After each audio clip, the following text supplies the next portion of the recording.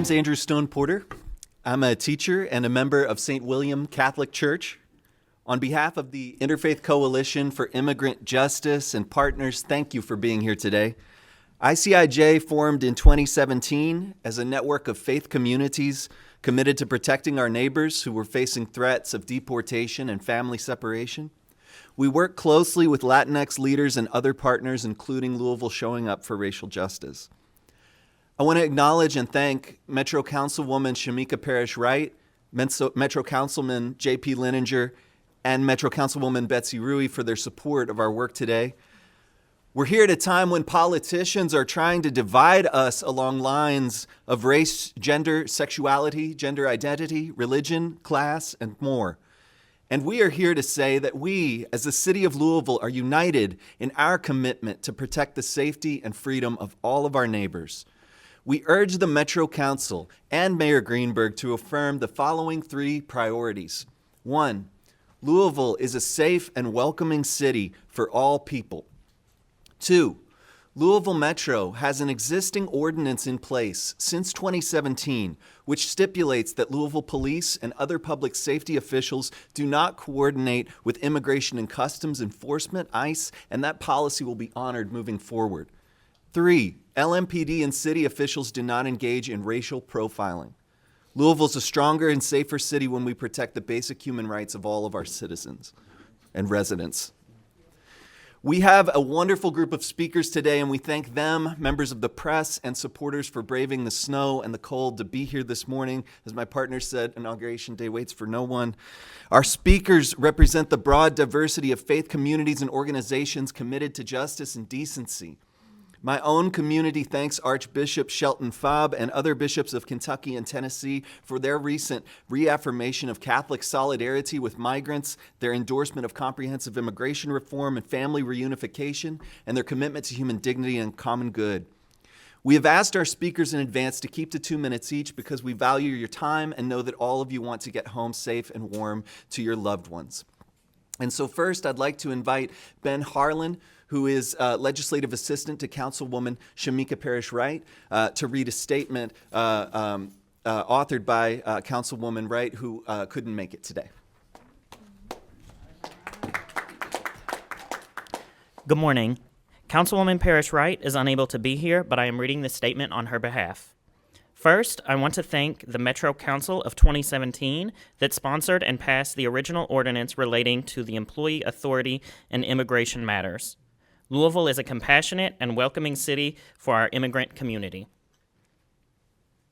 We not only take pride in our diversity, but value our 8 sister cities around the world. I am honored to be in service to all the residents of Metro Louisville, especially in District 3 and all the border districts that have a big and growing population of hardworking immigrants as our constituents. We want to reaffirm that city services are available to all residents regardless of immigration status. The Louisville Metro government or any officer will not enter into any 287G agreement with the federal government. LMPD and other city officials shall not partake in activities for the sole purpose of ascertaining immigration status. This press meeting is to serve as a reminder that our commitment to be a welcoming city and inclusive city. We, Councilwoman Shamika Parrish-Wright, Councilwoman Rui, Councilman Lininger, and Councilwoman Chappell joined the Louisville Interfaith Coalition on Immigrant Justice, Louisville Showing Up for Racial Justice, and a list of our community partners. Thank you. Thanks so much, Ben. And thank you to Councilwoman Parrish-Wright. Next, I'd like to welcome Reverend Derek Penwell, pastor at Douglas Boulevard Christian Church.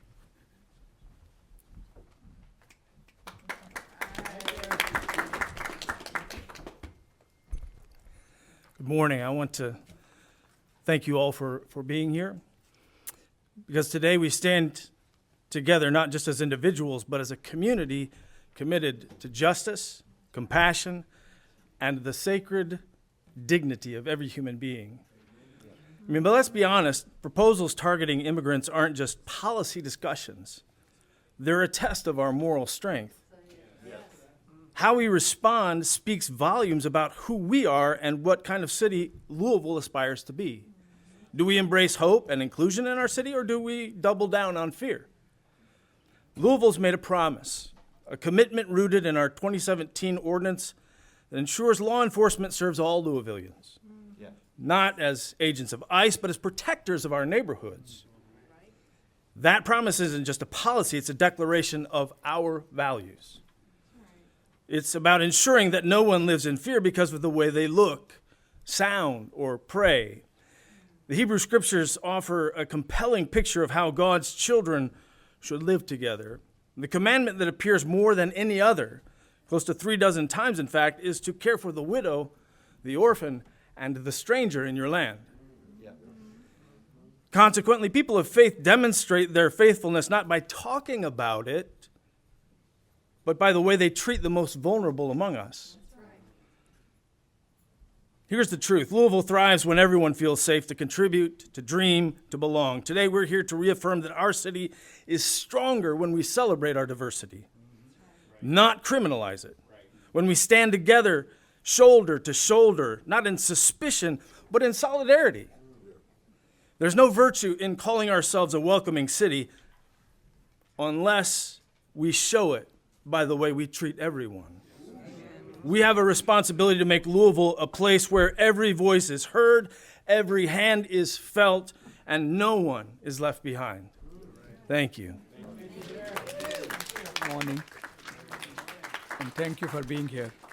So today I stand here to bear witness as an immigrant who was embraced by Mother America around 30 years ago as one of her own.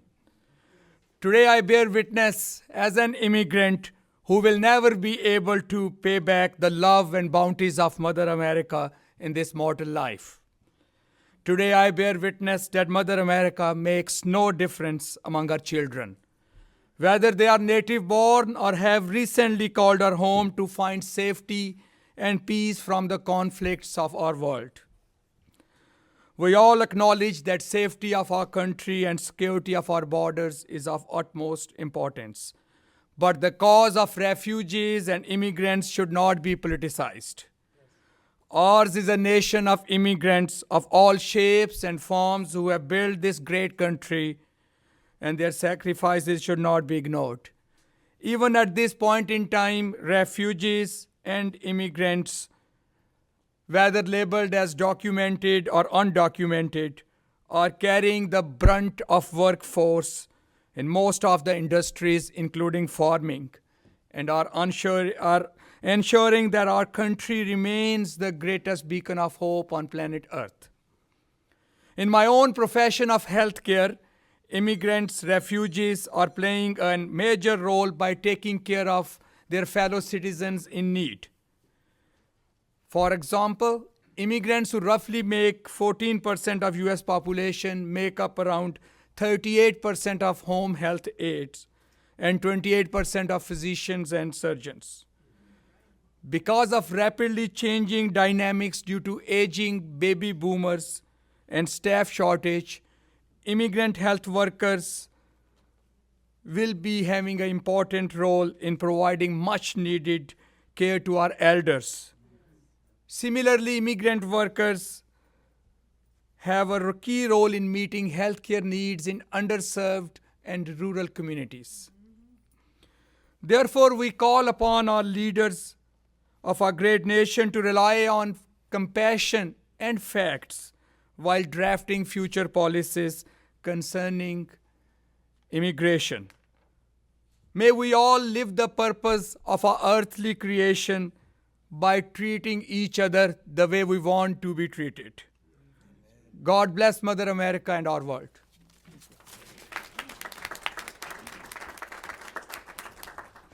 Thank you, Dr. Babar.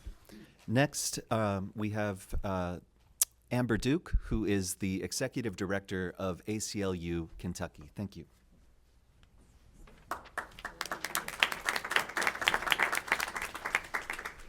Good morning. My name is Amber Duke. I use she, her pronouns. I'm Executive Director of the ACLU of Kentucky. President-elect Trump's immigration plans are crueler, more extreme, and more fundamentally damaging to core rights and freedoms than any in living memory, and that is inclusive of policies he enacted during his first administration. Plans for mass raids, deportations, detention camps, and other extreme measures create terror in our communities, and they do nothing to make our immigration system more effective. In fact, all of our civil rights and civil liberties, regardless of our immigration status, are on the line with the president-elect's promises to prosecute political protesters and to deploy the military in our communities. Time and time again, our states, our cities, our towns have been on the front lines of freedom. The ACLU of Kentucky joins the local leaders that are gathered here today in calling on our state and our local officials to say no to this radical, inhumane agenda. Now, more than ever, we need supporters in our Commonwealth, here in Louisville Metro, to step up in every way possible to protect our immigrant neighbors and their families. Thank you.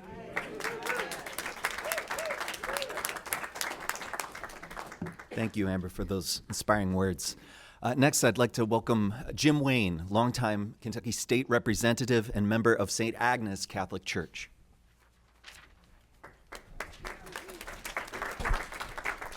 Thank you. This morning, I'm also representing the Sister Thea Bowman Society for Racial Solidarity. I chair that group. It's made up of a large number of Catholics from throughout the Louisville area. In the wake of the Breonna Taylor murder, this was established so that we could work together as a community to break down the divisions that are caused by differences. And today, we want to stand in solidarity with this effort to welcome everyone to this city, everyone, no distinctions. There is someone besides Archbishop Sheldon Faub who's made a statement about this issue today, about the immigrants, and that is Pope Francis. One of the first things Pope Francis did when he was elected Pope in 2013 was to go to an island in southern Italy where the refugees were coming off of small boats across the Mediterranean to welcome them. So his insistence right from day one as Pope was, we welcome everyone. And during the election of the United States presidency this past fall, the Pope made this statement. It must be said clearly, there are those who work systematically and with every means possible to repel migrants, And this, when done with awareness and responsibility, is a grave sin. Let us not forget what the Bible tells us in Exodus 22. You shall not wrong a stranger or oppress a stranger. And in Louisville, Kentucky, we will follow this guidance. Thank you.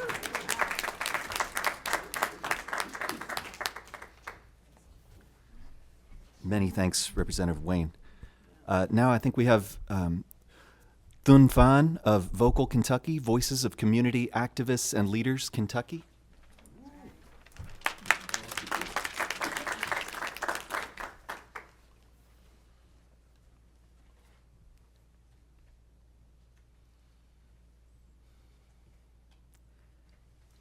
Good morning, everyone. Sorry. Good morning. So my name is Thun Phan. I'm the Harm Reduction Drop-In Associate for Vocal Kentucky. Vocal Kentucky is a membership-led nonprofit that's focused on ending the war on drugs, mass incarceration, homelessness, and the AIDS epidemic. We do this through leader development. We're a membership-led organization, meaning everyone involved in the things that we accomplish and the decisions that we make are people who are involved or directly impacted by those issues.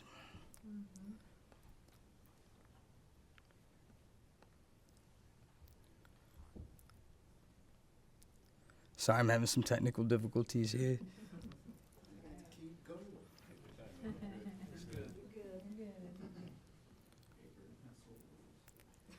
Yo.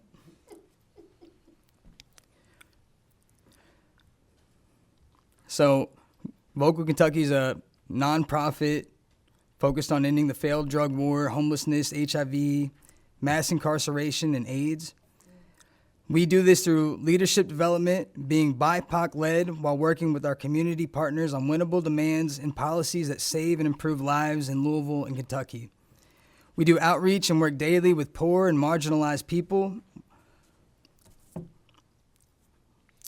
We give people We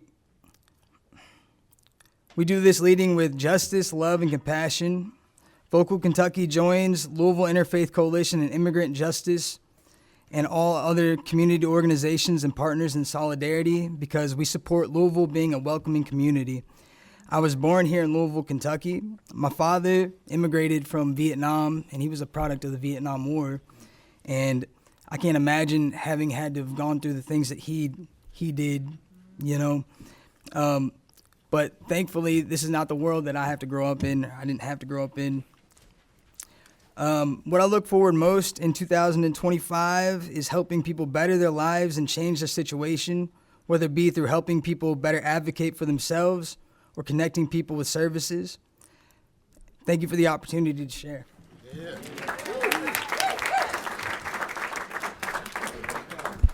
Thank you, Thun. Appreciate that. We're very thankful for the support of Attica Scott of the Forward Justice Action Network, former state representative. I don't see Attica here. Is there someone who's from Forward? Okay. You want to read that, David? Sure. Again, this is from Attica Scott, Forward Justice Action Network. We are called in this time to radically redefine what it means to show up, speak up, and stand with one another. In 2024, that's exactly what we did at Forward Justice Action Network, when we helped to lead a coalition in opposition to the anti-democracy, anti-immigrant Constitutional Amendment 1. If violated, even accidentally, an immigrant could be met with any number of penalties, from fines to deportation or even prison time. We have witnessed the horrific attacks on immigrants in Ohio, and Kentucky does not need to double down on xenophobic actions and rhetoric that lead to hate. We are at a moral crossroads that has been shaped by capitalism and white nationalism from its inception. Our freedoms are constantly under attack, whether it is in opposition to ignorant attacks on critical race theory, burning books, or drag shows, attacking trans youth, or failure to end the proliferation of weapons of mass destruction. And those attacks are designed to manipulate and silence our movements. Now is the time to strengthen our support for the rights of immigrants, refugees, and other targeted groups. Forward Justice Action Network believes in a Louisville that is safe and welcoming to all people. We demand that Louisville Metro government and the Louisville Metro Police Department honor the existing ordinance in place since 2017 that stipulates that LMPD officers will not refer our neighbors to Immigration and Customs Enforcement. We know what it looks like when LMPD and Louisville Metro government engage in racial profiling. It is a pattern and a practice that must end now. We witnessed the 2024 election cycle be full of a lot of talk around immigration and lies about immigrants.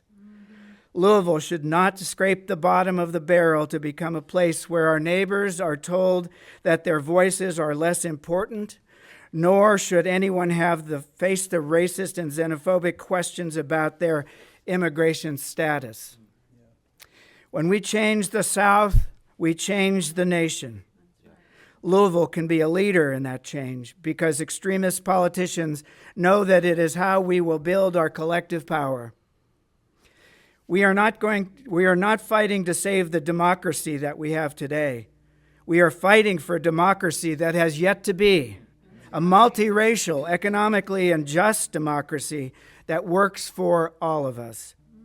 We refuse to lower our expectations for what our immigrant and refugee neighbors deserve. We are saying no to hate, no to racism, no to xenophobia, and no to fear. Instead, we say yes to democracy, yes to justice, and yes to our immigrant and refugee friends and neighbors. We must have humane immigration policies that do not leave someone at the doorsteps of deportation because they are in a coma in the hospital, as we saw in 2024 right here in Louisville. We must move with love, not hate, deliberateness, not division, and as humanists, not extremists. In closing, we can ground Louisville in radical love and revolutionary kindness. We are a force to be reckoned with in these times of uncertainty. In these times of uncertainty, may we look to the leaders among us who know that another world is possible. Dr. Gabriela Alcalde said that when communities are unwell, they silence those who speak for justice, for love, and collective dignity. May the communities that we are building be well. May our voices be heard. I'd lastly like to welcome Reverend Tom Vandergriff, pastor of Fourth Presbyterian Church, who chairs the Committee for Presbyterian Ministry with Hispanic Latino folks in the Preston Highway area. Thank you. I am Tom Vandergriff, pastor at Fourth Presbyterian Church. One of my favorite scriptures of all time is called Self-Made Man. It's a creation by Bobby Carlyle. It depicts a man with a hammer and a chisel, chiseling himself out of a block of stone. I love it. I love the image. I like that it celebrates the qualities of hard work and determination.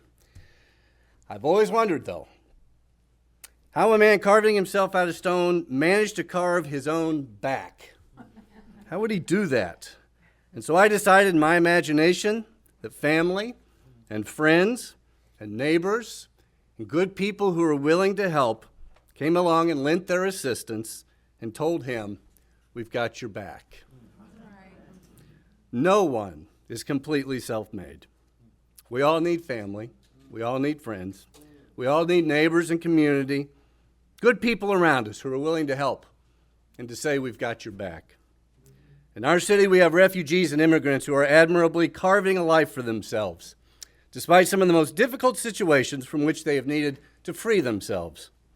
Neighbors of yours and mine, families who have made their way to our compassionate city by hard work, resilience, and determination. But soon those same hardworking, resilient, determined people may be at risk of families being separated, at risk of being racially profiled, at risk of punishing isolation, at risk of unjust treatment. As a person of the Christian faith, I'm reminded that Jesus welcomed the stranger. He ate with the marginalized and outsiders of his world. He welcomed, supported, and protected the most vulnerable of his time, including people rejected by his own faith. His example encourages us all to do the same. As families from all walks of life come to our beautiful, compassionate city, having worked hard to get here and working hard still to carve a life out for themselves, I hope my brothers and sisters of faith, the good people of this wonderful city, along with government officials and LMPD, will join us in saying to immigrants, migrants, and refugees in our town, "We welcome you. We're here for you. We stand with you. We are your allies. We want to help. We've got your back."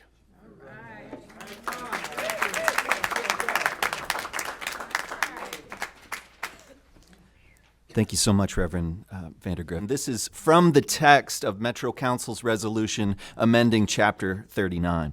Quote, "Public safety officials may not undertake any law enforcement action such as entering into Section 287G agreements with U.S. Customs and Immigration's Enforcement, ICE, for the purpose of detecting the presence of undocumented persons." Jefferson County Public Schools issued a similar proclamation in 2017. Quote, "The Jefferson County Board of Education declares every JCPS school to be a safe haven for students and families threatened by immigration enforcement for discrimination to the fullest extent permitted by law." As a city, we stand together, united and committed that we can be what Muhammad Ali called the greatest city on earth only if we take care of each other and protect all Louisvillians. Of course, Ali was a person of faith too, coming out of the Black Muslim tradition. We urge the Metro Council and Mayor Greenberg to affirm the following 3 priorities. 1, Louisville's a safe and welcoming city for all people. 2, Louisville Metro has an existing ordinance in place since 2017 which stipulates that Louisville police and other public safety officials do not coordinate with ICE, and that policy will be honored moving forward. 3, LMPD and city officials do not engage in racial profiling. Louisville's a stronger and safer city when we protect the basic human rights of all of our residents. Thank you so much for coming, and I think collectively we're happy to take any questions.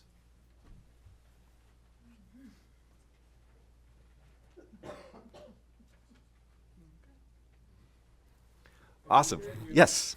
Oh, I just was going to point out quickly, I forgot to mention J.P. Lineker, who's back there, another elected who's present with us. Thank you. LMPD has a new captain. Any feel for whether there'll be changes?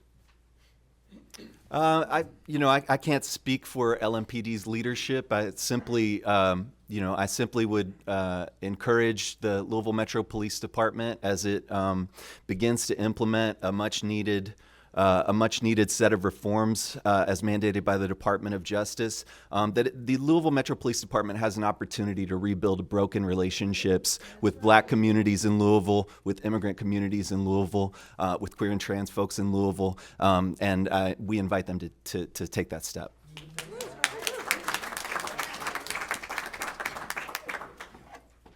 I have a question. Please.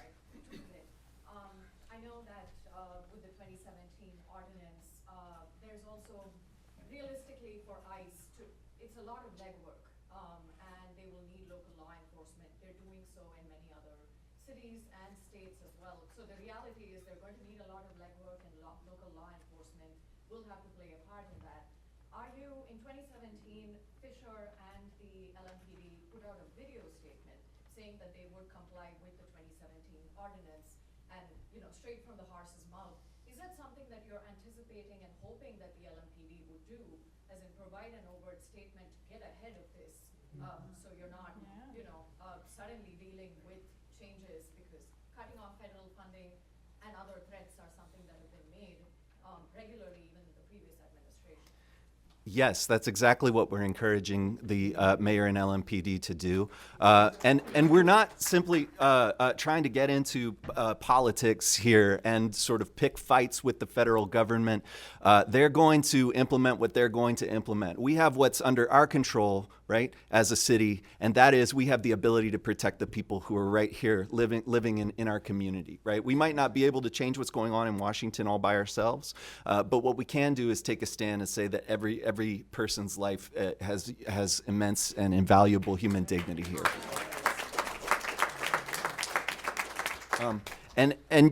Sometimes city officials need a little bit of pressure and reminding, right, to live into those commitments. And so we encourage and invite and hope and expect that Mayor Greenberg and the Metro Council will live into those and honor those commitments that we've already made, right? And of course, we wouldn't have needed, right, that ordinance were it not for the work of the Kentucky Center for Investigative Reporting that uncovered that, in fact, LMPD and ICE were coordinating to detain and deport people. And so we need to keep that pressure on. That's right. Anybody else? Okay, so State Representative and hero Attica Scott is here. If you want to add anything, you gave a beautiful statement. Okay. She said, no, thank you. Okay. All right. Thank you so much for coming, and everybody, please be safe getting home.